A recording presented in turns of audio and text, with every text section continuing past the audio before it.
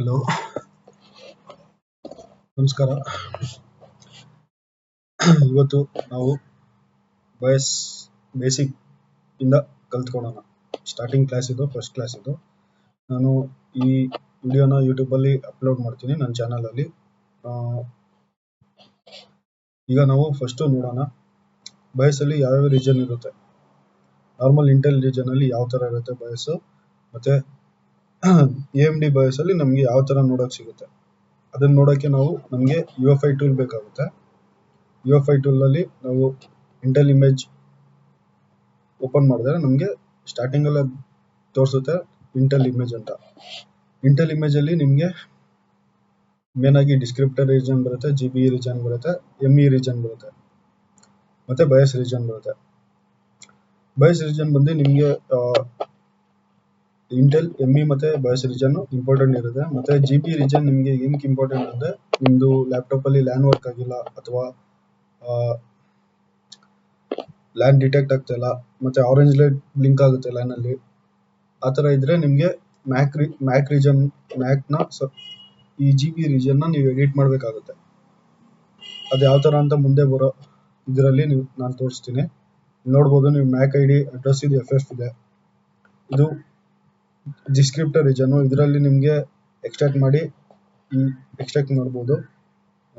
ನಾನು ಇವಾಗ ನೇಮ್ ಕೊಡ್ತೀನಿ, ಡಿಸ್ಕ್ರಿಪ್ಟರ್ ಅಂತ ಎಕ್ಸ್ಟ್ರಾಕ್ಟ್ ಮಾಡಿದ್ದೀನಿ. ನೀವು ಬೇಕಾದ್ರೆ exe ಫೈಲಲ್ಲಿ ನೋಡ್ಬೋದು. ಇದು ಬರೀ 4 KB ಅಷ್ಟು ಇರುತ್ತೆ. ಒಂದು ನಿಮಿಷ.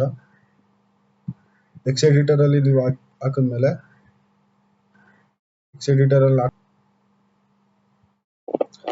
ಡಿಸ್ಕ್ರಿಪ್ಟರ್ ರೀಜನ್ ಅಲ್ಲಿ ನಿಮಗೆ ಏನೇನು ಸಿಗುತ್ತೆ ಅಂದರೆ, ನಾರ್ಮಲ್ ಆಗಿ ಡಿಸ್ಕ್ರಿಪ್ಟರ್ ರೀಜನ್ ಬಂದು ಒಂದು ಲ್ಯಾಪ್ಟಾಪ್ ಆನ್ ಆಗಬೇಕಂದ್ರೆ ಯಾವ ಥರ ವರ್ಕ್ ಆಗಬೇಕು, ಮತ್ತು ಯಾವ ಥರ ವರ್ಕ್ ಆಗುತ್ತೆ, ಮತ್ತು ಏನೇನು ಫಸ್ಟ್ ಸ್ಟಾರ್ಟ್ ಆಗಬೇಕು, ಮತ್ತು ಏನೇನು ರೀಡ್ ಆಗಬೇಕು, ಮತ್ತು ಲ್ಯಾಪ್ಟಾಪ್ಗೆ ಬೇಕಾಗಿರೋ ಡಾಟಾ, ಮತ್ತು ಅದು ಯಾವ ಥರ ಪ್ರೊಸೆಸ್ ಸ್ಟೆಪ್ ಬೈ ಸ್ಟೆಪ್ ತೊಗೊಬೇಕು, ಅದು ನಿಮಗೆ ಡಿಸ್ಕ್ರಿಪ್ಟರ್ ರೀಜನಲ್ಲಿ ಇರುತ್ತೆ. ಅಂದರೆ ಈ ಫೈಲ್ನ ಇಸಿ ರೀಡ್ ಮಾಡಿ ನಮಗೆ ಕೊಡುತ್ತೆ. ಇಸಿ ರೀಡ್ ಮಾಡುತ್ತೆ ನಮಗೆ ಯಾವ ಥರ ಲ್ಯಾಪ್ಟಾಪ್ ವರ್ಕ್ ಆಗಬೇಕು, ಯಾವಾಗ ಆನ್ ಆಗಬೇಕು, ಯಾವಾಗ ಎನೇಬಲ್ ಸಿಗ್ನಲ್ ಬರಬೇಕು, ಅದೆಲ್ಲ ಇಸಿ ರೀಜನಲ್ಲಿ ಇರುತ್ತೆ. GB ರೀಜನಲ್ಲಿ ನಿಮಗೆ ಡಿಸ್ಕ್ರಿಪ್ಟರ್ ರೀಜನಲ್ಲಿ ಇದೆ, ಸಾರಿ. GB ರೀಜನಲ್ಲಿ ನಿಮಗೆ ಮ್ಯಾಕ್ ID ಮತ್ತು ಲ್ಯಾನ್ದು ಸಂಬಂಧಪಟ್ಟ ಯಾವುದೇ ಇದು ಲ್ಯಾನ್ದು ಮತ್ತು ವೈಫೈದು, ಬ್ಲೂಟೂತ್, ವೈಫೈ, ಲ್ಯಾನ್ ಅದೆಲ್ಲ ನಿಮಗೆ GB ರೀಜನಲ್ಲಿ ಇರುತ್ತೆ. ME ರೀಜನಲ್ಲಿ ಲ್ಯಾಪ್ಟಾಪ್ PCH ಪ್ಲಾಟ್ಫಾರ್ಮ್ ಕಂಟ್ರೋಲರ್ ಇರುತ್ತೆ, ಅದಕ್ಕೆ ಸಪೋರ್ಟ್ ಇರುತ್ತೆ. ಬಯಸ್ ರೀಜನ್ ನಿಮಗೆ ಇಂಟೆಲ್ ಬೇಸ್ಡ್ ಇದರಲ್ಲಿ ನಾರ್ಮಲ್ ಆಗಿ ನಿಮ್ಗೆ ಇಷ್ಟು ಸಿಗುತ್ತೆ ನೋಡೋಕ್ಕೆ. ಇನ್ನು ಒಂದು ಬರುತ್ತೆ EC ರೀಜನ್ ಅಂತ ಬರುತ್ತೆ. ಕೆಲವೊಂದು ಲ್ಯಾಪ್ಟಾಪಲ್ಲಿ EC ರೀಜನ್ ಬಯಸಲ್ಲೇ ಇರುತ್ತೆ ನಿಮಗೆ. ಡೆಲ್ಲಲ್ಲಿ ಅಥವಾ HP ಅಲ್ಲಿ, ಲೆನೋವಲ್ಲಿ ಎಲ್ಲದರಲ್ಲೂ ಬರುತ್ತೆ. ಅದೇ ರೀತಿ ನಿಮಗೆ AMD ಯಾವ ಥರ ಇರುತ್ತೆ ಬಯಸ್ ಅಂದರೆ, AMD ಲ್ಯಾಪ್ಟಾಪಲ್ಲಿ ಅಂದರೆ UFI ಬಯಸಲ್ಲಿ ನಿಮ್ಗೆ ಯಾವ ಥರ ಇರುತ್ತೆ ಅಂದರೆ, ಅದು ನಾರ್ಮಲ್ ಇರುತ್ತೆ UFI. ಇದರಲ್ಲೇನೋ ನಿಮಗೆ ME ರೀಜನ್ ಇರಲ್ಲ, ಡಿಸ್ಕ್ರಿಪ್ಟರ್ ರೀಜನ್ ಇರಲ್ಲ, ಯಾವುದೇ ರೀಜನ್ ಇರಲ್ಲ. ನಿಮ್ಗೆ ಬರೀ ಒಂದು ಬಯಸ್ ಫೈಲ್ ಇರುತ್ತೆ, ಫುಲ್ಲು ಡಾಟಾ ಇದರಲ್ಲೇ ಸೇವ್ ಆಗುತ್ತೆ. ಇದು ನಿಮಗೆ ನಾರ್ಮಲಿ ಅಫಿಷಿಯಲ್ ವೆಬ್ಸೈಟಿಂದ ಡೌನ್ಲೋಡ್ ಮಾಡಿದ್ರೆ ನಿಮಗೆ AMD ರೀಜನ್ ಅದು ಬಿಲ್ಡ್ ಆಗೇ ಬರುತ್ತೆ. ನೀವು ಬಿಲ್ಡ್ ಮಾಡೋ ಅವಶ್ಯಕತೆನೇ ಇರಲ್ಲ. ಅದೇ ನೀವು ಇಂಟೆಲಲ್ಲಿ ನಿಮ್ಗೆ ಬರೀ ಅಫಿಷಿಯಲ್ ವೆಬ್ಸೈಟಲ್ಲಿ ಏನು ಸಿಗುತ್ತೆ ಅಂದರೆ, ME ರೀಜನ್ ಸಿಗುತ್ತೆ, ಬಯಸ್ ರೀಜನ್ ಸಿಗುತ್ತೆ, EC ರೀಜನ್ ಸಿಗುತ್ತೆ, ಮತ್ತು GB ಡಿಸ್ಕ್ರಿಪ್ಟರ್ ರೀಜನಲ್ಲಿ ನಿಮ್ಗೆ ಸಿಗಲ್ಲ.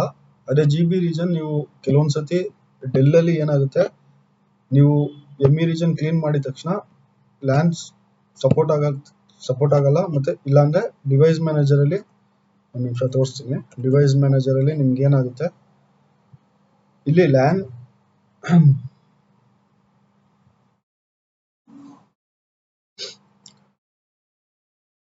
ಲ್ಯಾನ್ದು ಏನಿದೆ ಇದರ್ನೆಟ್ಟು, ಇದು ನಿಮಗೆ ಎಲ್ಲೋ ಕಲರ್ ಮಾರ್ಕಲ್ಲಿ ತೋರಿಸುತ್ತೆ ನಿಮಗೆ, ಇಲ್ಲ ಇಂಟು ಮಾರ್ಕಲ್ಲಿ ತೋರಿಸುತ್ತೆ.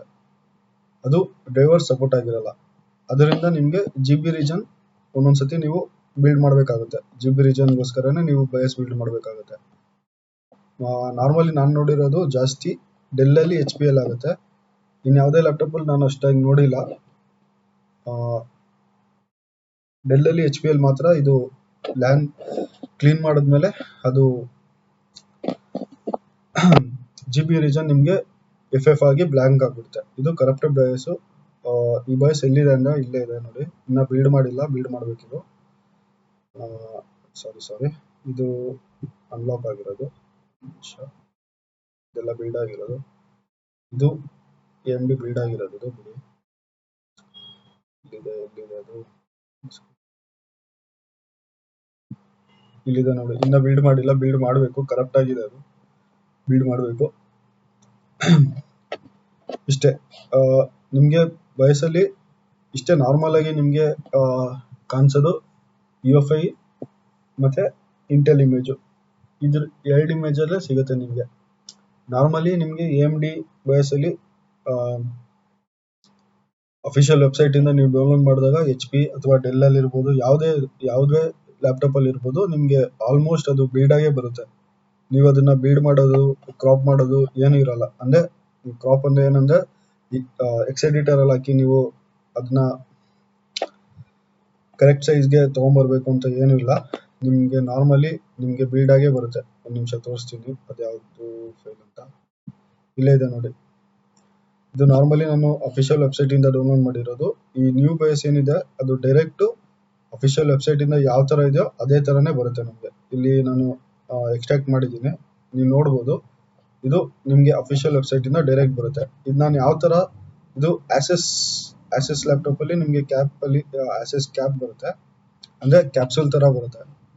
ಇದನ್ನ ನಾವು ಹೇಗೆ ಎಕ್ಸ್ಟ್ರಾಕ್ಟ್ ಮಾಡೋದಂದ್ರೆ, ಇದು AMD ಬಯಸ್.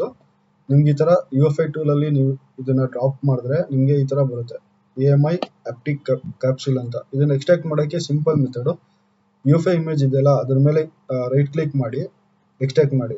ಎಕ್ಸ್ಟ್ರಾಕ್ಟ್ ಮಾಡಿದ ತಕ್ಷಣ ನೀವು ಎಕ್ಸ್ಟ್ರಾಕ್ಟ್ ಮಾಡಿ ನ್ಯೂ ಬಿನ್ ಅಂತ ಕೊಡಿ.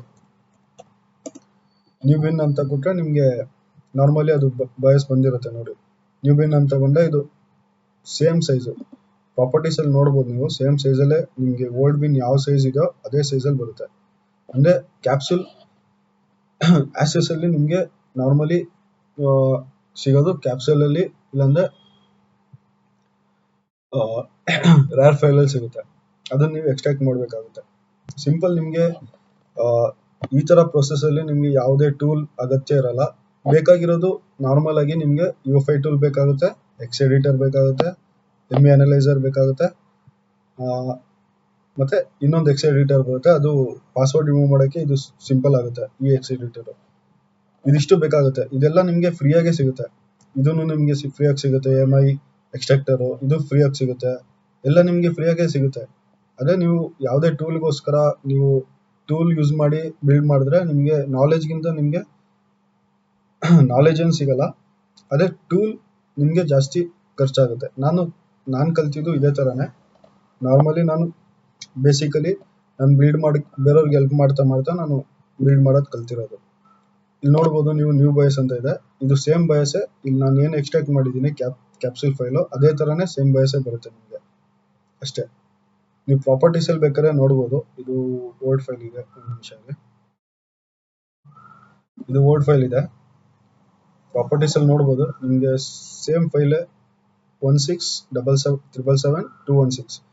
ಇದರಲ್ಲೂ ಅಷ್ಟೇ ಬಂದಿದೆ ನಿಮ್ಗೆ 16777216 ಬೈಟ್ಸ್ ಸೇಮ್ ಬರುತ್ತೆ ನಿಮ್ಗೆ.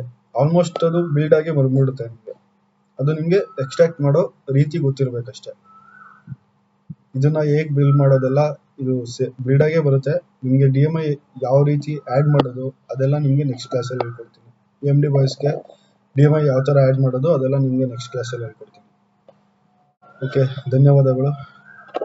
ನಿಮ್ಗೆ ಈ ವಿಡಿಯೋ ಏನಾನ ನಿಮ್ಗೆ ಯೂಸ್ಫುಲ್ ಆಗಿದೆ ಮತ್ತೆ ನಿಮ್ಗೆ ನಾಲೆಜಬಲ್ ಅನ್ಸುತ್ತೆ ಅಂದ್ರೆ ಇದನ್ನ ಲೈಕ್ ಮಾಡಿ, ಶೇರ್ ಮಾಡಿ. ನಿಮ್ಮ ಫ್ರೆಂಡ್ಸ್ಗೂ ಇದನ್ನ ಶೇರ್ ಮಾಡಿದ್ರೆ ಅವ್ರಿಗೂ ನಾಲೆಜ್ ಸಿಗುತ್ತೆ. ಫ್ರೀಯಾಗಿ ಅವ್ರಿಗೆ ನಾಲೆಜ್ ಸಿಗುತ್ತೆ. ಮತ್ತೆ ನನಗೂ ಸ್ವಲ್ಪ ನಿಮ್ಗೆ ಹೇಳ್ಕೊಡೋದ್ರಿಂದ ನಮಗೂ ನಾಲೆಜ್ ಸ್ವಲ್ಪ ಇಂಪ್ರೂವ್ ಆಗುತ್ತೆ. Okay, thank you.